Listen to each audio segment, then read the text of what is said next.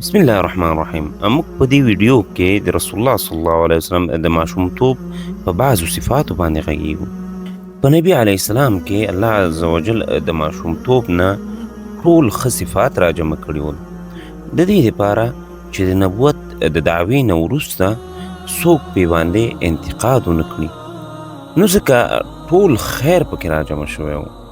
نبی علیه السلام کې د ماشومتوب نه د صبر صفت و، لکه په سیرت کې راځي چې نبی علیه السلام چې کله د ابو طالب سره اوسېده، نو د فقر له وجې به د ابو طالب په کور کې ډوډۍ کمه وه. کله به چې د طعام وخت راغی، نو د ابو طالب ماشومانو به په ډوډۍ پسې هسې وکړې او څه به چې و هغه به یې زر زر وخوړل.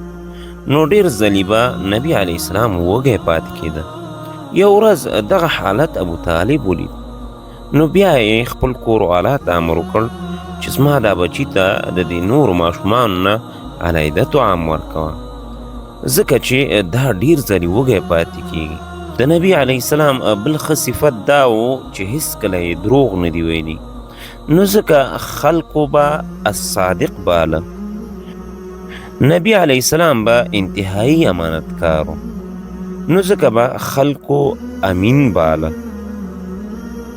د رسول الله صلی الله علیه وسلم بل ښه صفت دا و چې چېرته یې شراب نه وڅښلي.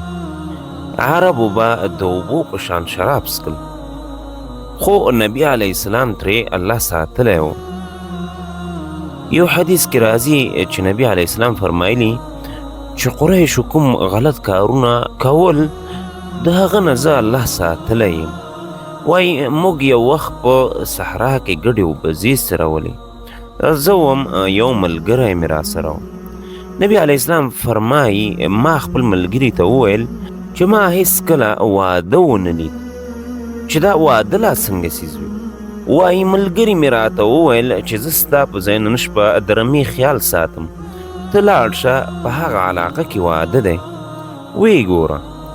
نبی علیه السلام وایي چې زه کله لاړم کېناستم تر څو د ډول او وطنونو ننداره وکړم.